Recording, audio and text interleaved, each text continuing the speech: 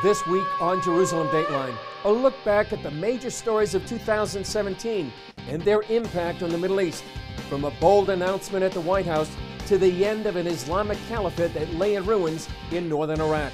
Plus, stories that marked milestone in Israel's history, and stories from the front lines that touched our hearts and the people who made a difference. All this and more this week on Jerusalem Dateline.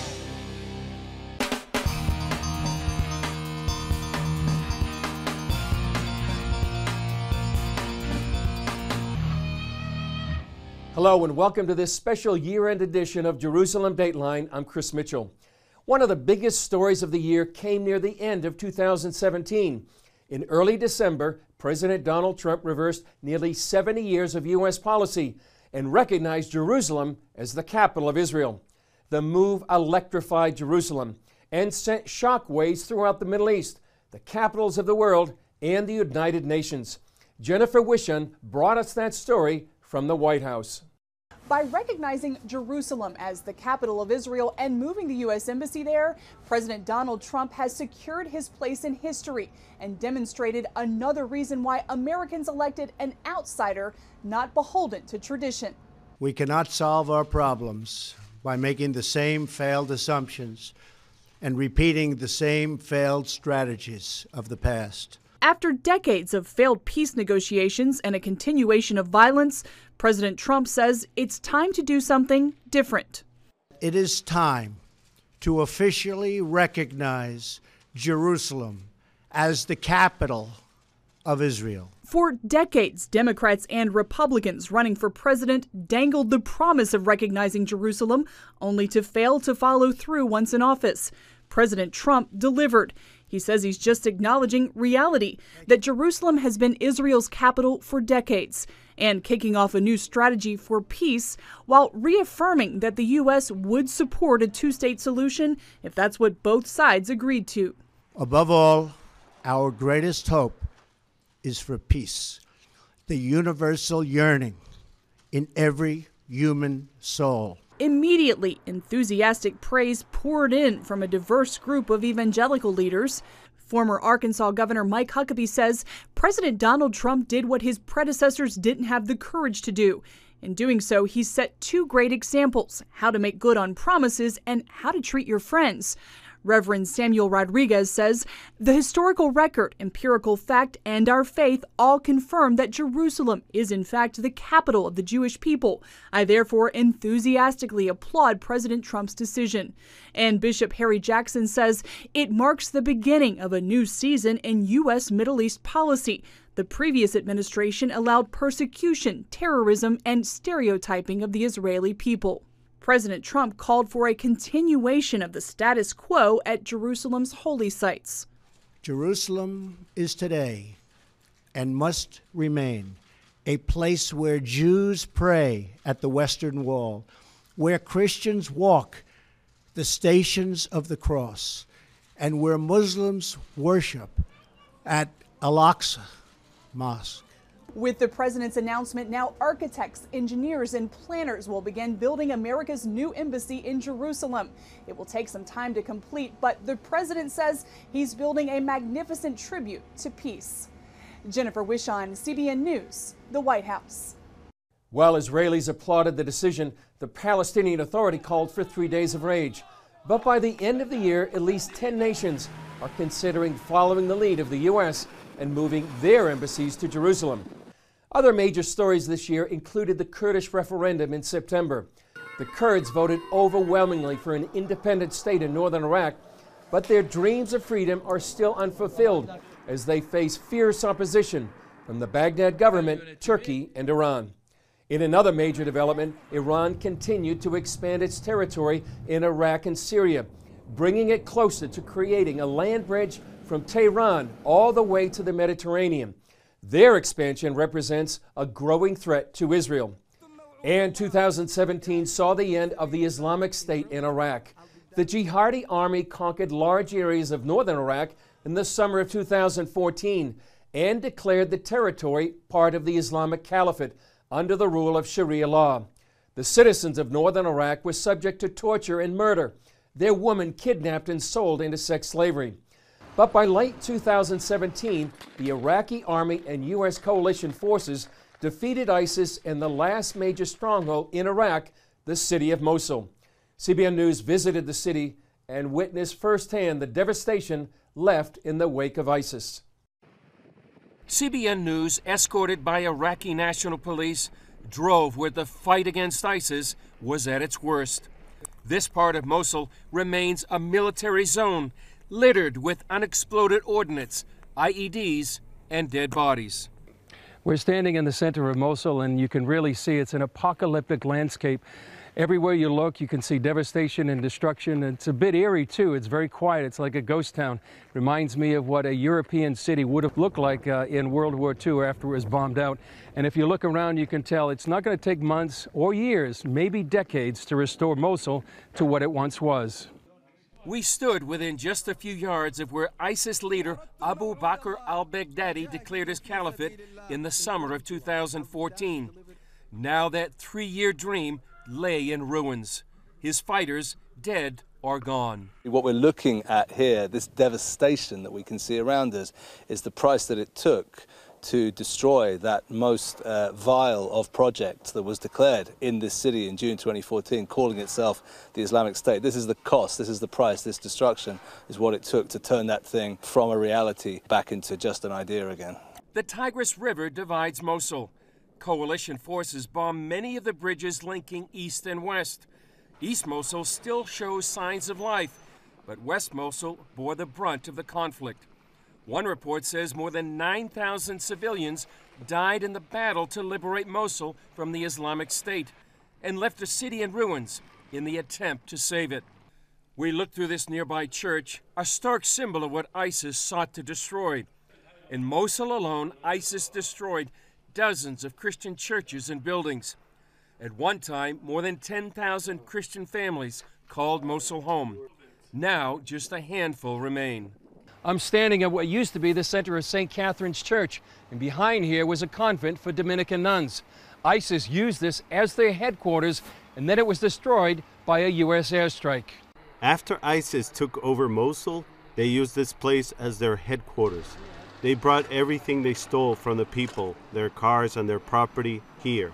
They used it as a factory for weapons and bombs. I can't express of my feelings, of my sad feelings about that, because I am comparing how it was before and now how is it, and not the buildings, but the act of the Dominican sisters. Johanna says the Dominican sisters served as salt and light to Mosul. You know, this convent for all Christians in Mosul has a big importance because the people of Mosul knows the Dominican sisters. They established many schools in Mosul, and all the people now who are in a good position in Iraq, they are graduated from these schools, especially in Mosul. For that, the Dominican sister had good reputation in Mosul. His humanitarian organization provided food and relief to Sunni Muslims here when the city opened up. We were here when they bombed the minaret of Hadba. In the same day, we are distributing here foods for families. And they asked us, we threatened you, we killed Christians, and now you are helping us. We didn't understand that. Dr. John from CSI was with us. He told them that is Christianity. They love their enemies, and you are not their enemies. You are victims of ISIS as Christians. For that, we are here to help you. While much of Mosul lies in ruins, Johanna hopes for a better future. I hope that Mosul one day become as it was before. That is my dream. Coming up, CBN Documentaries commemorates one of modern Israel's greatest victories, the 1967 Battle for Jerusalem.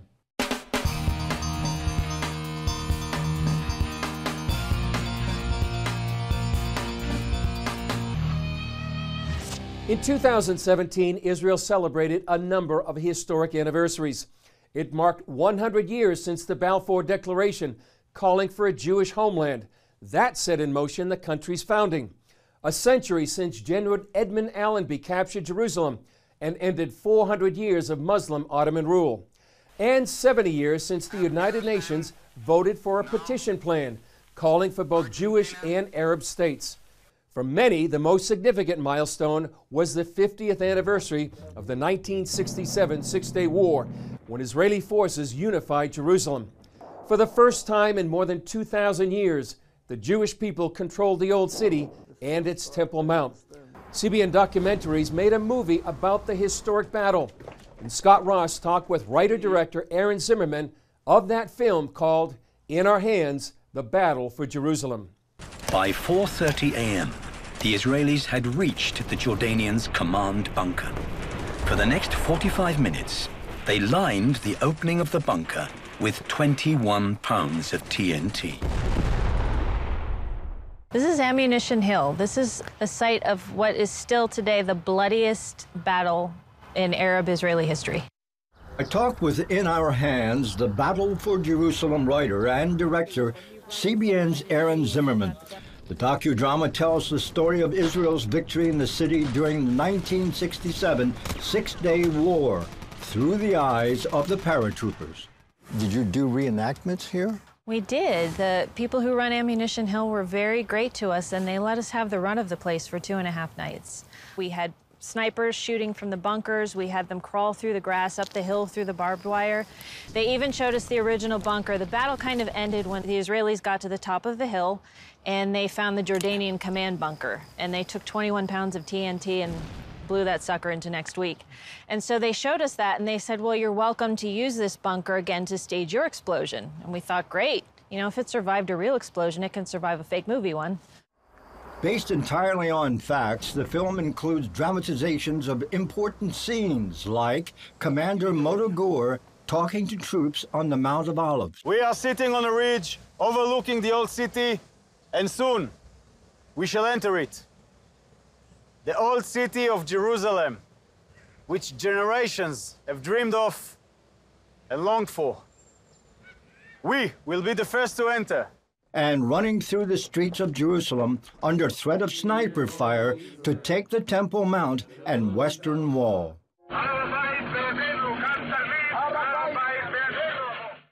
We had done another docudrama, The Hope, about the beginning of Israel. And we thought, what's the next chapter in that story? And we went to 67, and it's such a great story. And we thought, well, let's not do a dry documentary. Let's get to know some of the men who actually lived it. And digging into all the background, historical data, etc., that must have been an enormous undertaking. I tried to use primary sources as much as I could. I tried to use people's diaries. I tried to use minutes from Israeli government meetings. I used personal interviews, but all of the dialogue in the film was recorded in history. As a result of the war, Israel tripled in size, beating the combined armies of Syria, Egypt, and Jordan to win the Golan Heights, the Sinai Desert, and Judea and Samaria, and reuniting beloved Jerusalem. To cover the whole war would take too much time. So we narrowed it down to the Battle of Jerusalem, and then we narrowed it down further to one group of men, the 55th Paratrooper Brigade. And I really liked them because they weren't regular army. They were the reservists. They were a little bit older. They were the husbands and the fathers and the businessmen. And they were the guys that ended up going into Jerusalem.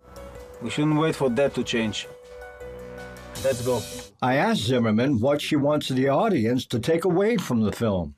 Well, two things. I tried hard to keep it as apolitical as possible to give it a wider audience. Number one, I want them to see the sacrifice that these men made. Number two, we went back 20 years to 1948 to what happened when the Jewish quarter fell and the Jordanians ethnically cleansed every Jew from the old city of Jerusalem. And then at the end of this segment, the Jordanian officer says, "We have so completely destroyed this place that no Jew can ever return here."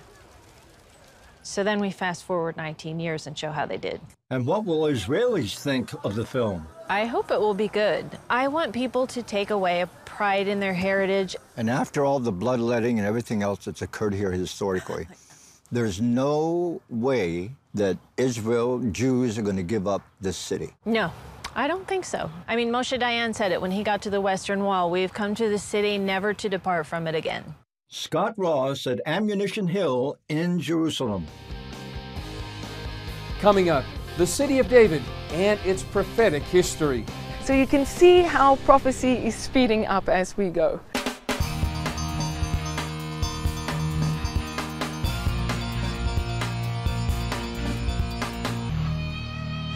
2017 also saw a number of archaeological discoveries here in Israel. And some of the most significant are the finds in the original city of David. People visiting Jerusalem's old city may believe it's the same place King David set up his capital some 3,000 years ago, but that's not exactly the case. Today, archaeologists are uncovering that original city and telling an amazing story. So we're looking at the city of David from here. This is the city of David. Yeah. So we have the palace area over there. Anarina Heyman serves as the outreach coordinator for the city of David. Welcome to the city of David. It's the home to the ancient biblical Jerusalem.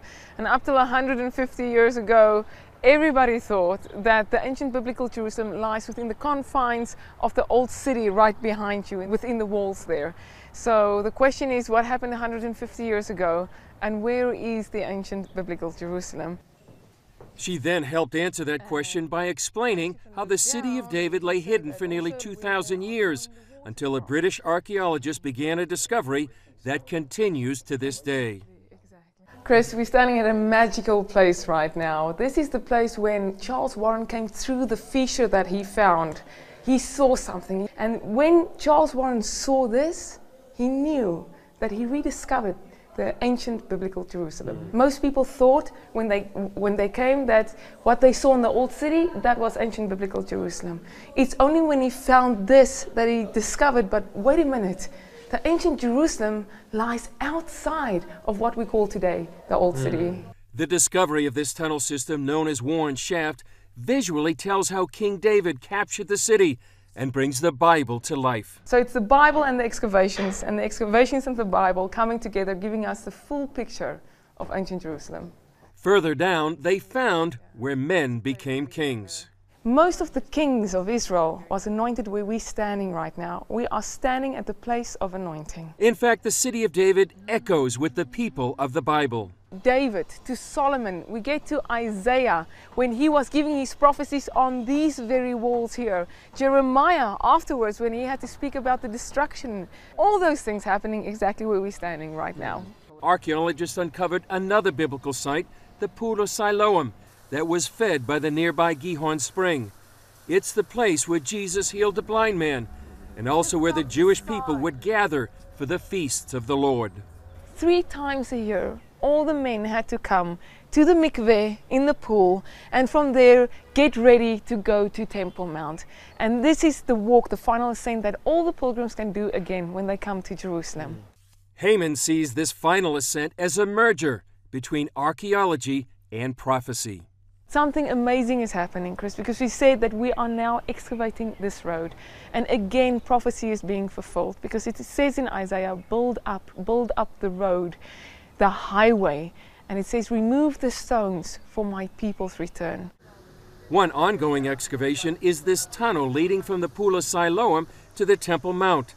Heyman says it reveals the past and opens a door to the future. One of the city of David's most ambitious projects is this excavation called the Givati, where the entire history of Jerusalem is being revealed as if the rocks are crying out. You can see exactly how she slowly disappeared from civilization, because one city was built upon the other. And you could see how the city could have lost hope, thinking, who's ever going to discover me again? Until God says, but in a time of favor, nothing can stop it.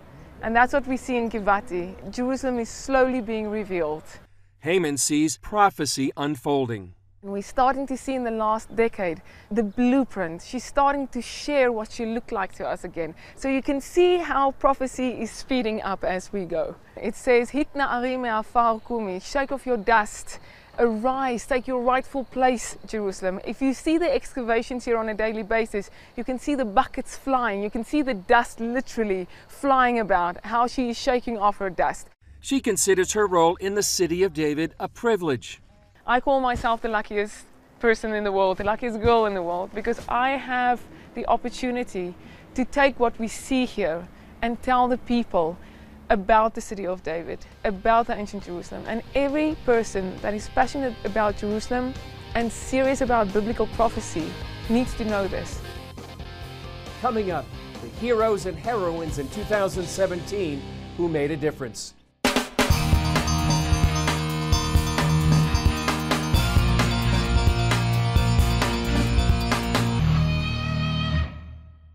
In a year of violence and devastation, we met some people who showed us what love looks like. From the front lines of the war against ISIS to the depths of the Syrian civil war, these men and women risked their lives to save others. Some call it 12 seconds of love. Dave Eubank of the Free Burma Rangers ran to save a 6-year-old Iraqi girl caught in the crossfires of ISIS. This husband and father of 3 explained why he did it. For love, I'd want someone to save my kid. And I think whenever you're terrified, you should first ask, am I supposed to do this? Ask God that, not yourself. Ask God. And if he says do it, then ask for love. Because when you're really scared, you need love. And when you have love, you'll do anything for anyone. So love is what makes you really brave. And God gave me enough of that to run across, grab the girl. In another theater of war, trauma nurse Debbie Dennison and general surgeon Dr. Sally worked to save the lives of men and women fighting the Assad regime. You had to count the cost. You had to say, do I love you enough that I'm willing to lay down my life? Of course. And my answer was yes. Dr. Sally performed procedures she never faced before, like C-sections. I have to tell you, when I delivered that first little baby, I could just feel his hands on my hands. It's what sustained us, to be able to see new life in the midst of such horrific war was just a blessing beyond belief. And they found hope in the midst of the despair of the Middle East. No matter what the barriers, all people respond to love. And we were, as Christians, going into a community, they didn't know us, they have a historic animosity towards Christian, but all it took was an expression of love, and we were welcomed with open arms. Those selfless acts of love are a reminder that the gospel is being lived out here in the Middle East by many unsung heroes and heroines of the faith. And for this coming year, it's an inspiration to live more like the one who promised to never leave us nor forsake us. That's all for this edition. Thanks so much for joining us. Remember, you can follow us on Facebook, Twitter, Instagram, and YouTube. I'm Chris Mitchell. Happy New Year, and we'll see you next year on Jerusalem Dateline.